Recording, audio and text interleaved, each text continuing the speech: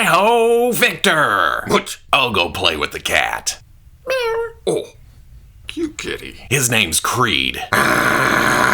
Okay, people, today let's take a quick look at the Hasbro Marvel Legends Wolverine 50th Anniversary Logan and Sabretooth 2-pack. I just can't help myself when it comes to X-Men, and Wolverine even more so. I'm gonna say this, and half of you are not gonna believe it, but I'm one of those weirdos who wanted this pack more for Logan than Sabretooth. Don't get me wrong, that is a good-looking Sabretooth, and I am happy to have it, but I am a sucker for a Logan in a cowboy hat and some civilian clothes. I'm having flashbacks to the very first of Uncanny X-Men Annual number 11. At the first, Logan's coming home from a night on the town, and all the X-Men come out of the mansion like, hey, what's going on? And he's just trying to get drunk. I don't know why that sticks in my head, but that's why I wanted this pack. Looking at the package itself, it's got a big window showing you most of what you get. Wolverine, Hasbro, you got your Marvel Legends logo, 4+, because, warning, choking hazard, small parts, not for children under 3 years. You don't take the toys with sharp edges and try to shove them down your throat. On the side, some nice artwork of Victor, and then on the other side, I'm guessing, yep, there's Logan. On the back, there's the comic cover. Well, okay, this is a recreation or an interpretation of the original comic book cover. I remember this issue coming out. I kind of want a Creed in civilian clothes. On the top, 50 years again, Logan, Sabretooth on bottom, more warnings, legalese. Let's get this thing open. What kind of artwork we got on the back? Oh, well, okay. There is that cover from the back, and then I believe that's panels from inside that same comic. Oh, well, I guess I could pull it out and give us a better look. Yeah, I seem to remember that being the inside story. Had no style in those days, and less knowledge. Hard as I hit, he hit harder. Oh, huh. I don't remember that, but that's the cool thing about getting actual plastic. I can look at promo pics all day and go, okay, there's that, and that, but getting them in hand is so much better. Starting out with Sabretooth because he actually has less new sculpted parts, at least when it comes to looking at body parts. I'm sure there's actually more new plastic here just because of the size difference, but whatever. Like I said, I'm more excited about Logan. Let's get through Sabretooth. The base body has been used several times, but I like it because it actually uses Omega Red. That seems appropriate, you know? Have the same musculature in the chest going down to the abs, the same shape, the same crotch. Upper legs have that bulbous, bulky look. Same lower legs, same feet. Just that spandex look for the most part. That's why Sabretooth has pegs in the knees, but no pegs in the elbows because those are new. There's not really much difference to the biceps. They did take away the veins, and Sabretooth's may be ever so slightly smaller, like they toned it back just a bit. But I think the biggest reason for Sabretooth's new arms was to give him his trademark elbow spike, which is weird because the whole thing is actually an overlay. They did have to modify the lower arm, although Omega Red has these. No, well, obviously they're not going to use these arms for Sabretooth, but it works. It's not painted on, it has the actual glove line to it, it looks raised like he's wearing something, and then best of all, these. They are soft, but that's to keep people from stabbing themselves. I know I'd be bleeding by now if that was a hard plastic. But here is where it really becomes Sabretooth. Well, I mean, the browns and the tans and the tiger stripes and everything. Yeah, okay, that is Sabretooth. But you get up here, there is Sabretooth. Have the iconic mane up around the shoulders, beautiful sculpt. I do believe it is glued on, so it's not gonna flop around, fall off. Not a lot of paint to the back. There may be some shading, but mostly it relies on natural lighting. Up front, there's some overspray to give it kind of a transition from darker to lighter. And that's also to help it blend a little bit to his natural hair. And oh man, look at Victor. He's just mean. You know me, I'm not big on open mouths, but if it's part of the character or there's fangs to show, then I'm okay with it, especially when they do this good a job. There's a little bit of shade work to the face with a pinkish flesh tone, the lips, the inside of the mouth, the white of the eyes and the teeth. It just all works. Oh, and don't forget about a wash to the hair and the sideburns and the eyebrows. That just makes everything pop. And then, of course, there's the brown cowl thing to tie the costume together. And really, it does nothing up here except style the hair.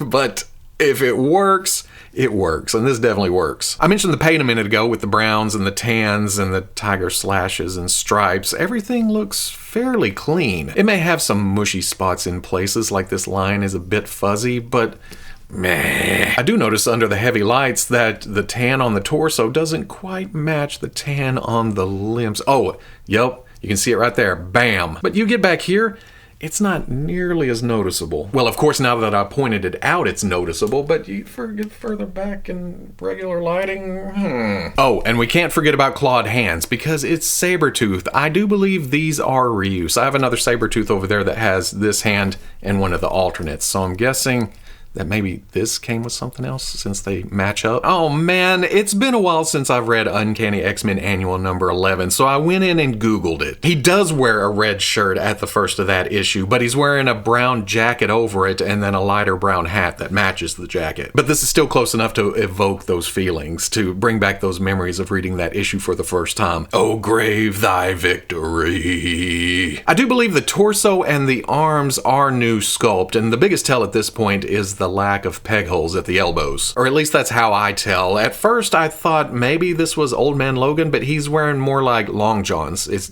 doesn't have the pockets or the texture or the extra details. Speaking of that, this looks super nice. I mean, you're not going to get much closer to the cloth look unless you go cloth. Manly chest hair. And silver buttons painted. Again, that extra effort, I always appreciate that. Looks just as good on the back with this seam coming down like real shirts do, and then wrinkles around the elbows and where it's tucked in and coming around. Yeah.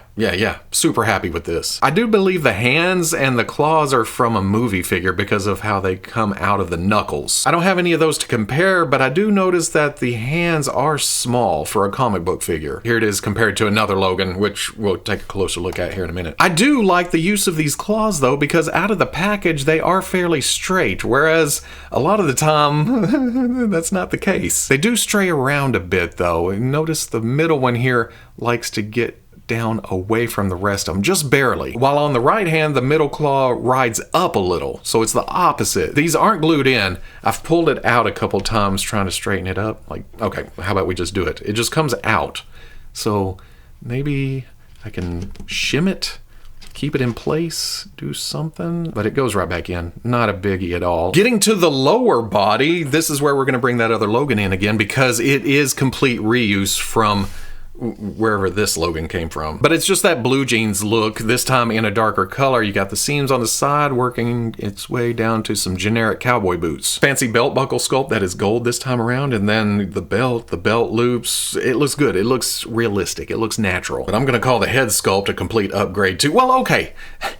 Wolverine has looked like this in the comics before. I don't mind him being kind of ugly. And for a while I was super happy with this because it's Cowboy Logan. Well, now that we have this one, oh man, that is a complete upgrade. It is more handsome. I'm gonna throw that out there, but it's also a bit rough and tumble. I guess sideburns do that. I'm also liking the brighter skin tone. Again, we ran with this for years and didn't know the difference because it just seemed right. It's action figures. But then I get this, again, feels more natural than some of the older ones we've gotten. More subdued cowboy hat and just jet black hair, the eyes peering out, nicely painted, the lips.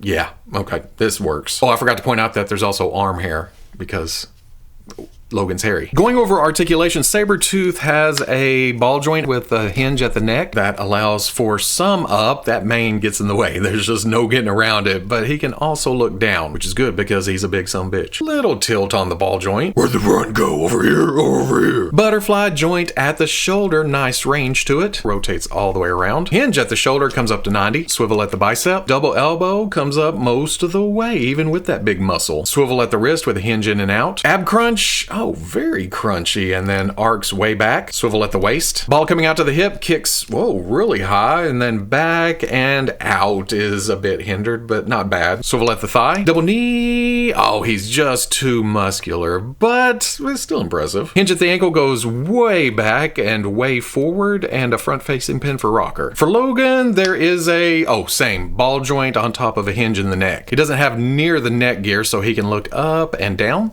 Some tilt. Where'd he go, bub? Left or right? Pin coming out to the shoulder, rotates all the way around, and then a hinge that goes up to 90. Swivel at the bicep. Double elbow. Oh, all the way. It does crack open a bit. Swivel at the wrist, hinge in and out. Floating mid-torso, crunches, back, some tilt, some rotation, and then there's another swivel down here. Ball at the hip, kicks forward, goes back a little, out, doesn't quite beat Sabretooth. Swivel at the thigh, double knee, bing! Hinge at the ankle, there is a cuff at the bottom of the pants, but still gets back to there, and forward, and front-facing pin for rocker. For accessories out of the package, Sabretooth has this stretched out clawed right hand and a more relaxed left. You can pull these out. Oh, these come off. And it is modified. There is a slot right there, so the tab, you put it on and it won't rotate around. That spike is going to stay at the elbow. With that, you get a clinched up clawed right hand and another relaxed clawed. Okay, a little more relaxed. It's just slightly different.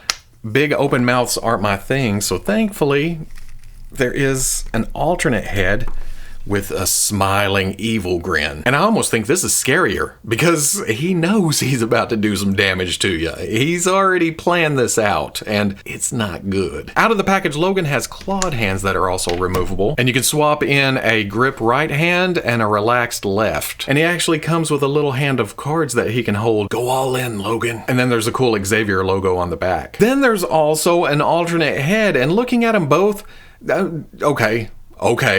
okay, this is his day off going into town. This is his weekend off going to cause some trouble on Madripoor. There's not a lot of difference to the expression. This one's stern, serious. This one, is that a cocky little smile? I'm also noticing that the sideburns are way longer and there's more flair to his hair. It's more comic booky.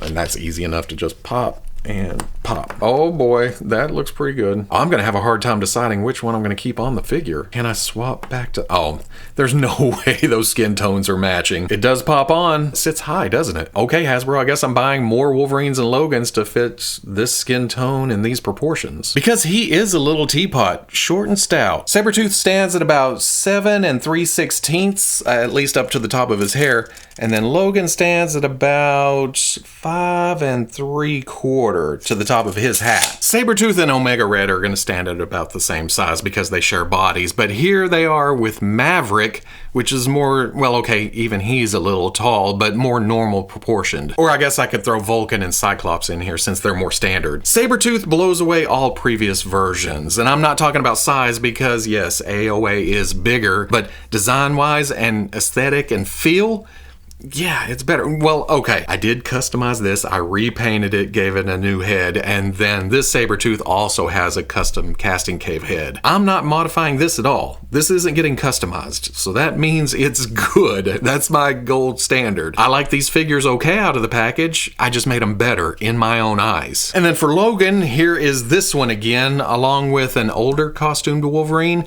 and then I think the most recent Wolverine I got, the school uniform from the X-Men 275 box set. It almost looks like the belt's lower here, doesn't it? Like they've shortened it at the, well, I don't know. Maybe the ankles? Did they sink the feet in a little better? Then the shoulders are a little lower. Brings them more to the size of these two. These look consistent. This looks slightly large. And then, of course, I've got to compare it to the greatest Marvel Legends figure ever. So at the end of the day, just a fantastic set. Like I said at the first, I was more excited about Logan simply because of some teenage memories of reading comics back in the day. But the more I've messed with this set for the past 45 minutes to an hour, the more I like Sabretooth. And it's hard not to like it. I'm more of a first appearance Sabretooth kind of guy, but I also have a lot of love for the brown and tan with the big collar. Just, it's iconic. He's 90s big and bulky, he's mean, he's fierce. They captured that in plastic form. No complaints. Logan, my only nitpick is the claws. And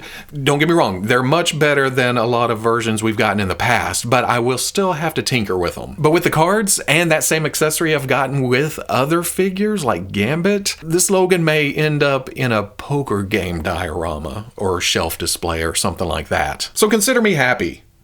Like you're surprised. Way at the first, I could hear you thinking, well, he's predetermined to like this set because it's X-Men and Logan and Sabretooth, his arch enemy. See how I gave you the intelligent, calm, refined inner voice? You're welcome. While I like getting these on the shelf, it also makes me even more excited for the upcoming Wolverine 2-packs, especially Lilandra. Again, anything that can bring back feelings from the past, nostalgia. I was going to dance around it a little bit, but you know where I'm going with that. Nostalgia. That's where I am in life. If it can bring back nostalgic feelings of bygone days, then yeah, I'm pretty happy with it. Of course. Of course.